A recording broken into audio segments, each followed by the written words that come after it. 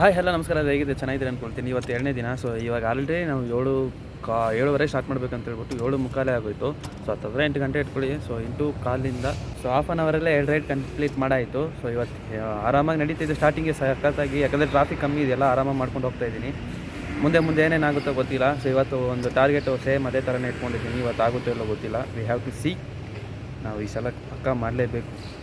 ಮತ್ತು ಇವತ್ತು Moto vlog ಇಲ್ವಾ ಅಂತಂದರೆ ಇವತ್ತು ಮೋಟೋ ವ್ಲಾಗ್ ಇಲ್ಲ. ಯಾಕಂತಂದರೆ ಅಣ್ಣ ಎಲ್ಲೋ ಈಚೆ ಹೋಗ್ತಾಯಿದ್ದೀನಿ ಬೇಕು ಅಂತಂದ್ರೆ, ಸರಿ ಆಯಿತು ತೊಗೊಂಡೋಗು ಅಂತ ಹೇಳ್ಬಿಟ್ಟು ನಾನು ಇವತ್ತು ನಾವು ಹೀಗೆ ವ್ಲಾಗ್ ಮಾಡ್ತೀವಿ. ಚೆನ್ನಾಗಿರುತ್ತೆ. ಬನ್ನಿ ಇವತ್ತು ವೀಡಿಯೋ ಸ್ಟಾರ್ಟ್ ಮಾಡೋಣ. ಆ್ಯಂಡ್ ನಮ್ಮ ಚಾನಲ್ ನೀವು ಸಬ್ಸ್ಕ್ರೈಬ್ ಮಾಡಿ ಹಾಗೆ ಬಗ್ಗೆ ಅಂತ ಬೆಲ್ಲೈಕನ್ ತಪ್ಪದೆ ಮಾಡಿಕೊಳ್ಳಿ. ಇವಾಗ ಬನ್ನಿ ಸ್ಟಾರ್ಟ್ ಮಾಡೋಣ. ಜಾಗ ನೆನಪಿದೆಯಾ? ಲಾಸ್ಟ್ ಟೈಮ್ ಬಂದಿದ್ನಲ್ಲ, ಸೊ ಅದೇ ಜಾಗದಲ್ಲೇ ಮತ್ತೆ ಬಂದು ಸಿಗಾಕೊಂಡಿದ್ದೀನಿ. ನಾವು ಅಯ್ಯೋ ಸಮಾಧಾನ ಏನಾಯಿತು ಅಂತಂದರೆ, ನಾವು ಇವಾಗ ಕರೆಕ್ಟಾಗಿ ಫ್ರೂಟ್ ಬಾಲ್ ಹತ್ರನೇ ಮತ್ತೆ ಬಂದಿದ್ದೀವಿ. ಮತ್ತೆ ಸೇಮ್ ಸಿಚುವೇಶನ್, ಯಾರೂ ಇಲ್ಲ. ಆದರೆ ಈ ಸಲ ರ್ಯಾಪಿಡೋ ಮಾಡ್ತಿದ್ದೀನಿ ಸ್ವಿಗ್ಗಿನಲ್ಲಿ. ಲಾಸ್ಟ್ ಟೈಮು ಸ್ವಿಗ್ಗಿ ಮಾಡ್ತಿದ್ದೆ, ಸ್ವಿಗ್ಗಿನಲ್ಲಿ ಫುಡ್ ಮಾತ್ರ. ಈ ಸಲ ಸ್ವಿಗ್ಗಿ ಮಾಡ್ತಾಯಿದ್ದೀನಿ. ಈ ಸಲ ಸುಮ್ಮನೆ ಬಿಡೋದಿಲ್ಲ. ಮಾಡ್ತಿದ್ಯಾ ಬೈಕ್ ಟ್ಯಾಕ್ಸಿ ತಾನೇ ಮಾಡ್ತಿದ್ದೆ, ಮತ್ತು ಪೋಟ್ರ್ ತಾನೇ ಮಾಡ್ತಿದ್ದೆ, ಏನು ದಿಢೀರಂತ ಸ್ವಿಗ್ಗಿಗೆ ಹಿಡಿದ್ಬಿಟ್ಟಿದ್ಯಾ ಅಂತಂದರೆ, ಈ ಇನ್ಸೆಂಟಿವ್ ಚೆನ್ನಾಗಿ ಕೊಟ್ಟಿದ್ದ. ಒಂದು ಆರ್ಡ್ರಿಗೆ 75 ರೂಪಾಯಿ ಅನ್ನೋ ಥರ ಕೊಟ್ಟಿದ್ದ. 75 ರೂಪಾಯಿ ಎಲ್ಲ ಸರಿ ಆಯ್ತು, ಯೂಸ್ ಮಾಡ್ಕೊಳ್ಳೋಣ ಅಂತ ಹೇಳ್ಬಿಟ್ಟು ಯೂಸ್ ಮಾಡ್ಕೊತಾ ಇದ್ದೀನಿ. ಒಂಥರ ಫೈಯರಾಗಿ ಮಾಡ್ತಿರೋ ಟೈಮಲ್ಲಿ ನನ್ನ ಮಕ್ಕಳು ಮಾಡಿದ್ದಾರೆ. 4 ಗಂಟೆ ಊಟ ಎಲ್ಲ ಮಾಡ್ಕೊಂಡು ಆರಾಮಾಗಿ ಮಾಡ್ತಿದ್ದೀನಿ. ಆಲ್ರೆಡಿ ಜಸ್ಟಲ್ಲಿ ವೀಡಿಯೋ ಮಾಡೋದೇ ಮರ್ತೋಗ್ತಿದ್ದೀನಿ. ಸೊ ಇವಾಗ ಕಾಲ್ ಮಾಡಿ ಕ್ಯಾನ್ಸಲ್ ಮಾಡಬೇಕು, ಇಲ್ಲ 7 ನಿಮಿಷ ನಂಗೆ ಆರ್ಡ್ರ್ ಕೊಡಬೇಕು. ಹಂಗೆ ಮಾಡ್ತೀನಿ ಈಗ. ಸೊ ಬನ್ನಿ ಹೋಗಿ ಏನಾಗುತ್ತೋ ನೋಡ್ಬಿಟ್ಟು ಐತಿರಿ. ಊಟ ಮಾಡೋಕ್ಕೆ ಹೋಗಿದ್ದಾರಂತೆ, ಇವಾಗ ಬಂದಿದ್ದಾರೆ. ಸೊ ಬೇರೆ ಕಾರಣ ಹೇಳಿದ್ರೆ ನಾನು ನಿಜ ಮಾಡ್ತಾಯಿದ್ದೀನಿ, ಊಟ ಮಾಡೋಕ್ಕೆ ಹೋಗಿದ್ದಾರೆ ಅಂತ ಹೇಳ್ಬಿಟ್ಟು. ಜಸ್ಟ್ ಇಲ್ಲಿಗೆ ಬಂದು ಒಂದು 2 ನಿಮಿಷ 5 ನಿಮಿಷ ಇಲ್ಲ ಕರೆಕ್ಟಾಗಿ ನಾವು ಪಿಕಪ್ ಮಾಡಿಕೊಂಡು ಹೋಗಬೇಕು. ಇವಾಗ ಇದೆ ಡ್ರಾಪ್ ಮಾಡೋದು ಸ್ವಲ್ಪ ದೂರ ಐತೆ. 4 ಗಂಟೆಯಿಂದ 25 ರೂಪಾಯಿ ಜಾಸ್ತಿ. ಸೊ 75ರಿಂದ 25 ರೂಪಾಯಿ ಜಾಸ್ತಿ ಮಾಡಿದ್ದಾನೆ. ಸೊ 4 ಗಂಟೆಯಿಂದ ಸ್ವಲ್ಪ ರೆಸ್ಟ್ ತೊಗೊಂಡು ಆಮೇಲೆ ಮತ್ತೆ 7 ಗಂಟೆಯಿಂದ ಸ್ಟಾರ್ಟ್ ಮಾಡೋಣ ಅಂತ ಇದ್ದೀನಿ. ಇವತ್ತು ಒಂದು ಒಳ್ಳೆಯ ನಿಮಿಷ ನಡೀತೈತೆ. ನೋಡೋಣ ಇನ್ನೂ ಏನೇನಾಗುತ್ತೋ ಅಂತ. ಈಗ Sunday it's A good day ಅನ್ಕೊತೀನಿ. ನಡೀತೈತೀರಿ. ಆಮೇಲೆ ಮತ್ತೆ ಹಂಗೆ ಕಂಟಿನ್ಯೂ ಮಾಡ್ತೀನಿ. ಇವಾಗ ನಮ್ಮ ಡ್ರಾಪ್ ಲೊಕೇಶನ್ ಎಲ್ಲಿದೆ ಅಂತಂತಂದರೆ ಕಾಲೇನ ಅಗ್ರಹಾರ. ಸೊ ಇಲ್ಲಿಂದ 6 ಕಿಲೋಮೀಟ್ರ್ ಐತೆ. ಕೊಟ್ಬಿಟ್ಟು ಮತ್ತೆ ನಿಮಗೆ ಕಂಟಿನ್ಯೂ ಮಾಡ್ತೀನಿ. ಈ ಆರ್ಡ್ರ್ ನನಗೆ ಸಖತ್ತಿಕ ಹೊರಿಸ್ತೈತಿ. ಏನಾಯಿತು ಅಂತಂದರೆ, ಮತ್ತೆ ಇವಾಗ ಡ್ರಾಪ್ ಲೊಕೇಶನ್ ಬಂದಿದ್ದೀನಿ, ಕಸ್ಟಮರ್ ಕಾಲ್ ಅಟೆಂಡ್ ಮಾಡ್ತಾಯಿಲ್ಲ. ಅಲ್ಲಿ ಹೋದರೆ ಅಯ್ಯಪ್ಪ ಇರಲಿಲ್ಲ, ಇಲ್ಲಿ ಬಂದರೆ ಕಸ್ಟಮರ್ ಅಟೆಂಡ್ ಮಾಡ್ತಾಯಿಲ್ಲ. ಬಂದು 10 ನಿಮಿಷ ಆಯಿತು. ಕಾಲ್ ಮಾಡ್ತಿದ್ದೀನಿ, ಕಸ್ಟಮರ್ ಕಾಂಟ್ಯಾಕ್ಟ್ ಮಾಡ್ತಿದ್ದೀನಿ, ನೋ ರೆಸ್ಪಾನ್ಸ್. ಏನು ಮಾಡಲಿ ಹೇಳಿ? ಈಗ ಎತ್ತಿ ಬಿಸಾಕ್ಬಿಟ್ಟು ಹೋಗ್ಬಿಡೋಣ, ಸ್ಕೋಪ ಬರ್ತೈತೆ. ಸೊ ಬಿಲ್ಡಿಂಗ್ ಇದೆ ಗೊತ್ತಾಯಿತು, ಎಷ್ಟನೇ ಫ್ಲೋರು ಎಷ್ಟನೇ ಡೋರ್ ನಂಬರ್ ಅಂತ ಹಾಕಿದರೆ ಆರಾಮಾಗಿ ಎತ್ಕೊಂಡೋಗಿ ಕೊಟ್ಬಿಡ್ತಾಯಿದ್ದೆ. ಬರೀ 10ನೇ ಬಿಲ್ಡಿಂಗ್ ನಂಬರ್ ಅಂತ ಹಾಕೋರೆ, ಬೇರೆ ಏನೂ ಇಲ್ಲ ಡೀಟೇಲ್ಸು. ಟೆನ್ಷನ್ ಆಗ್ತೈತೆ ನನಗೆ. ಕೋಪ. ಯಾವ ಬಿಲ್ಡಿಂಗ್ ಅಂತ ಗೊತ್ತಾದರೂ ಓಕೆ. ಇದೇ ಬಿಲ್ಡಿಂಗು 10ನೇ ನಂಬರ್ ಇದೆ. ಅದು 9, ಇದು 11. 10ನೇ ನಂಬರ್ ಅಂತಲೂ ಹಾಕಿಲ್ಲ. ನಾನೇ ಕಷ್ಟಪಟ್ಟು ಕಂಡಿದ್ದೆ. ಇವಾಗ ಯಾವ ಬಿಲ್ಡಿಂಗ್ ಅಂತ ಕಂಡಿದ್ದೀವಿ ಹೇಳಿ? 1, 2, 3 ಇದೆ. ಮೇಲೊಂದು 4 ಇದೆ. 4 ಫ್ಲೋರ್. ಬಾಗಿಲು ತಟ್ಕೊಂಡು ಕೂತ್ಕೊಳ್ಳಲ್ಲ. ಚಿಕ್ಕಿತ್ತು ನನ್ನ ಮಕ್ಕಳು. ಏನರಲ್ಲಿ ಹೊಟ್ಟೆಗೆ ಅನ್ನ ತಿಂತೀರ, ಬೇರೆ ಏನೋ ತಿಂತೀರೇನ್ರು? ನಿಜವಾಗ್ಲೂ ಟೆನ್ಷನ್ ಆಗ್ತೈತಿ, ಕೋಪ ಬರ್ತೈತಿ. ಮಗ ಏನು ಮಾಡ್ತಾನೆ ನೋಡೋಣ.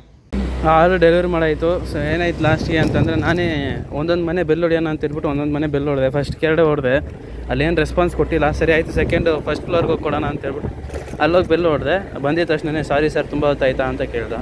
ಆ ಸಾರಿ ಅನ್ನೋ ಪದಕ್ಕೆ ಮರ್ಯಾದೆ ಕೊಟ್ಟು ಹೋದ್ರೆ ಅಂತ ಜಗಳ ಆಡ್ದಿರ ಬಿಟ್ಬಿಟ್ಟು ಬಂದೆ. ಇಲ್ಲಾಂದಿದ್ರೆ ಮಾತ್ರ ಒಂದು ಜುಟ್ಟಿ ಬಗ್ಸಿ ಹೊಡೆದು ಗುದ್ದು ಅಂತ ಗುದ್ದಾಕ್ಬಿಡ್ತಿದ್ದೆ.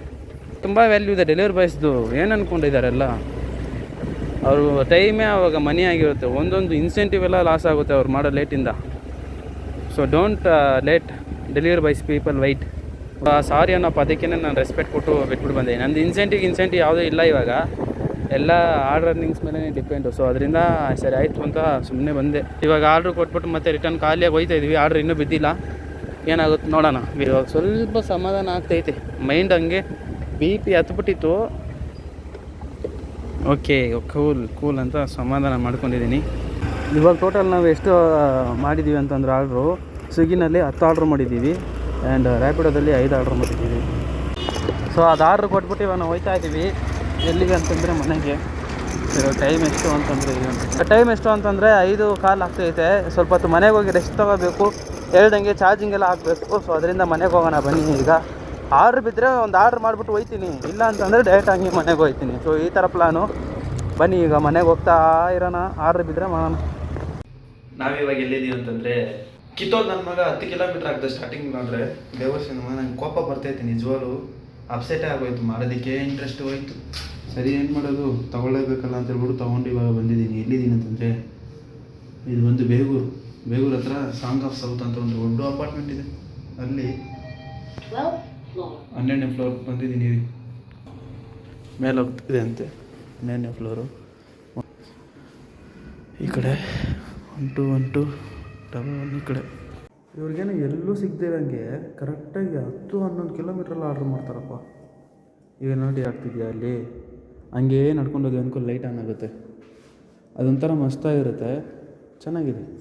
ಇದೆಲ್ಲ ಹೊಸ ಟೆಕ್ನಾಲಜಿ ಇವೆಲ್ಲ. ಎಷ್ಟು ಸೈಲೆಂಟಾಗಿದೆ ನೋಡಿ.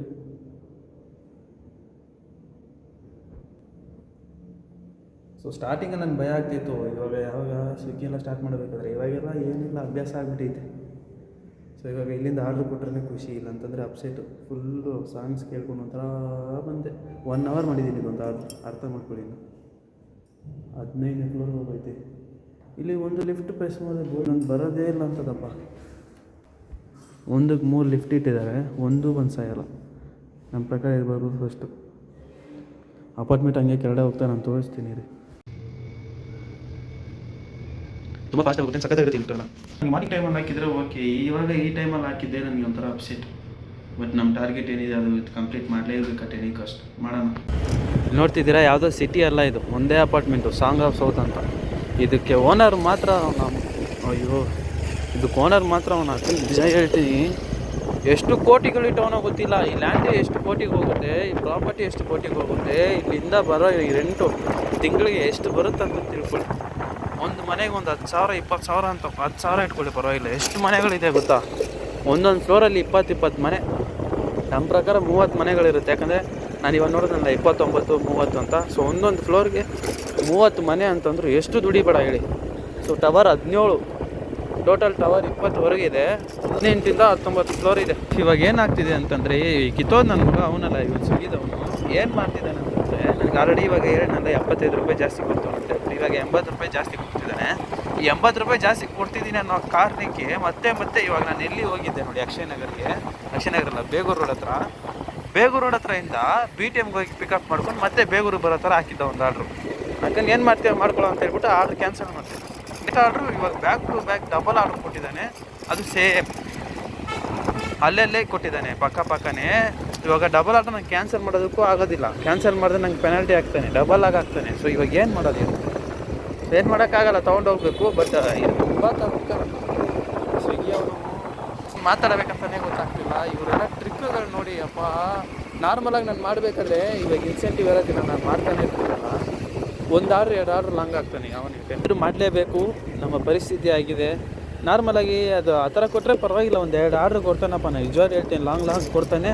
ಅದಾದಮೇಲೆ ಹತ್ರ ಇರೋದು ಆರ್ಡ್ರ್ಗಳೇ ಕೊಡ್ತಾನೆ. ಇವಾಗ ಏನೋ ಗೊತ್ತಿಲ್ಲ, ಎಲ್ಲ ಲಾಂಗ್ ಅದು ವೆಯ್ಟ್ ಮಾಡಿ ಕೊಡ್ತಿದ್ದಾನೆ. ಅಂದರೆ ಅಲ್ಲಿ ಲಾಂಗ್ ಆರ್ಡ್ರ್ ಯಾರು ಹಾಕ್ತವ್ರು ಹುಡುಕಿ ಕೊಡ್ತಿರೋ ಥರ ನನಗೆ ಫೀಲ್ ಕೊಡೋದೇ ಕೊಡ್ತೀವಿ, ನಂತರ ಜಾಸ್ತಿ ಕೆಲಸ ತೊಗೊಳ್ಳೋಣ ಅಂತ ಹೇಳ್ಬಿಟ್ಟು ಈ ಥರ ಮಾಡ್ತವ್ರೆ. ಪೆಟ್ರೋಲ್ ಸ್ವಲ್ಪ ಜಾಸ್ತಿ ಎಕ್ಸ್ಪೆನ್ಸ್ ಆಗುತ್ತೆ ಅನ್ನೋ ಥರ ಬೇಜಾರು.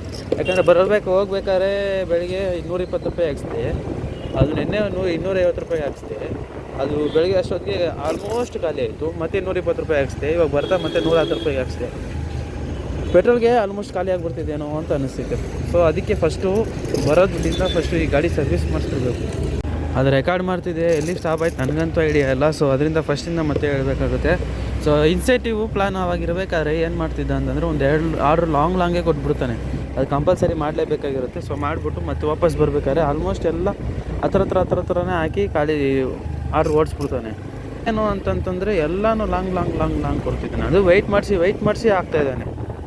ಆಲ್ರೆಡಿ ಅದು ಹಾಕಿ ಒಂದು 5 ನಿಮಿಷ 10 ನಿಮಿಷ 15 ನಿಮಿಷ ಆದಮೇಲೆ ಅದು ಮತ್ತೆ ಬ್ಯಾಕ್ ಟು ಬ್ಯಾಕ್ ಕೊಟ್ಟ. ನಾನು ಹೇಳಿದ್ನಲ್ಲ, ಅಲ್ಲಿ ಹೋಗಿ ವಾಪಸ್ ಬರೋ ಥರ ಮತ್ತೆ ಕೊಟ್ಟಿದ್ದ, ಅದನ್ನ ಕ್ಯಾನ್ಸಲ್ ಮಾಡಿದೆ ಅಂತ ಹೇಳ್ಬಿಟ್ಟು ಇವಾಗ ಮತ್ತೆ ಅದೇ ಥರ ವೆಯ್ಟ್ ಮಾಡಿಸಿ ಮತ್ತೆ ಅಲ್ಲಿಂದ ಮತ್ತೆ ಅಲ್ಲಿಗೆ ಹೋಗೋದು. ಅಂದರೆ BTMಯಿಂದ ಮತ್ತೆ ಈ ಕಡೆ ಬೇಗೂರು ಸೈಡ್ ಬರೋ ಥರ ಹಾಕೋನು. ಅಂದರೆ ಕೋಪ ಬರ್ತದೆ, ಏನು ಮಾಡೋಕ್ಕಾಗಲ್ಲ. ಮತ್ತು ಆ ಬೇಗೂರಿಂದ ಮತ್ತೆ ವಾಪಸ್ ಕರ್ಕೊಬಿಟ್ರೆ ಓಕೆ. ಬಟ್ ಇಲ್ಲಿಂದ ಅಲ್ಲಿ ಪಿಕಪ್ ಲೊಕೇಶನ್ಗೆ ಹೋಗೋದು ವೇಸ್ಟ್ ಆಗುತ್ತಲ್ಲ ಪೆಟ್ರೋಲ್. ಅದೇ ಬೇಜಾರು. ಆಲ್ರೆಡಿ 250 ರೂಪಾಯಿ ನಿನ್ನೆ, ಇವತ್ತು 120 ಬೆಳಗ್ಗೆ, ಇವಾಗ 110 ಈ ಥರ ಜಾಸ್ತಿ ಖರ್ಚಾಗ್ತೈತೆ ಪೆಟ್ರೋಲ್ಗೆ. ನೋಡ್ತಾ ಲೋಯಲಾಗೆ ಹೋಗ್ತಾ ಇದ್ದೀವಿ. ಲೋಯಲಾ ಕಾಲೇಜ್ ಹತ್ರ ಗಣಪತಿಪುರ ಅನಿಸುತ್ತೆ, ಅಲ್ಲೇ ಹತ್ರನೇ ಒಂದು ಆರ್ಡ್ರು. ಇಲ್ಲಿಂದ 5 ಕಿಲೋಮೀಟರ್ಸ್ ಇದೆ. ಅರ್ಥ 2 ಆರ್ಡ್ರ್ ಕೊಟ್ಬಿಟ್ರಿ, ಇವು 3ನೇ ಆರ್ಡ್ರ್ ಕೊಡೋಕೆ ಬಂದಿದ್ದೀವಿ. ಡೇ ಟು ನಾವು ಓವರ್ ಆಲ್ ಇನ್ಕಮ್ ಎಷ್ಟು ಅಂತಂತಂದರೆ ಈ ಸಲ ಚೆನ್ನಾಗಿ ಬಂದಿದೆ. ಏನೇನು ಮಾಡಿದ್ವಿ ಅಂತಂದರೆ ನಾವು ಡಬಲ್ ಕೆಲಸ ಮಾಡಿದ್ದೀವಿ. ಸೊ ಬೆಳಗ್ಗೆಯಿಂದ ಮಧ್ಯಾಹ್ನದವರೆಗೂ ರ್ಯಾಪಿಡೋ ಮಾಡಿದ್ವಿ. ಅದಾದಮೇಲೆ ನಮಗೆ ಸ್ಪೆಷಲಾಗಿ ಅವಾಗವಾಗ ಮತ್ತೆ ಬ್ಯಾಕ್ ಸ್ವಿಗ್ಗಿ ಬರೋದಕ್ಕೆ ಒಂದು ಒಳ್ಳೆ ಇನ್ಕಮ್ ಕೊಡ್ತಾ ಇರ್ತಾನೆ. ಅದೆಲ್ಲ ವೀಡಿಯೋದಲ್ಲಿ ಹೇಳಿರ್ತೀನಿ. ಸೊ ಎಷ್ಟಾಗಿದೆ ಅಂತಂತಂದರೆ ಇವತ್ತಿಂದ ಇನ್ಕಮ್ಮು ನಮ್ಮದು ಟಾರ್ಗೆಟ್ ರೀಚ್ ಆಗಿಬಿಟ್ವಿ. 100ಗೆ 100% ನಮ್ಮ ಟಾರ್ಗೆಟ್ ಇವತ್ತು ರೀಚ್ ಆಯಿತು. ಯಾಕಂದರೆ 2 ಕೆಲಸ ಮಾಡಿದ್ದಕ್ಕೆ ಸ್ವಲ್ಪ ಹೆಲ್ಪ್ ಆಯಿತು.